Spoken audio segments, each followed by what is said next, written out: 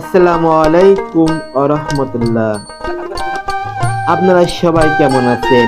আশা করি আল্লাহর দোয়া ভালোবাসা আপনারা সবাই ভালো আছেন।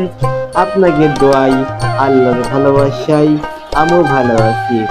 আপনাদের সাথে আমি আছি হুযায়ফা ইসলাম। আজ আপনাদের সাথে আমি একটা নতুন ভিডিও শেয়ার করব। একটি অচাল হেসেকে কিভাবে একটি আচারি লাগানো যায়। দক্ষ কারিগর ছাড়া কেউ এই কাজ করতে পারে না। আপনারা ভিডিওটা শেষ পর্যন্ত দেখতে থাকুন।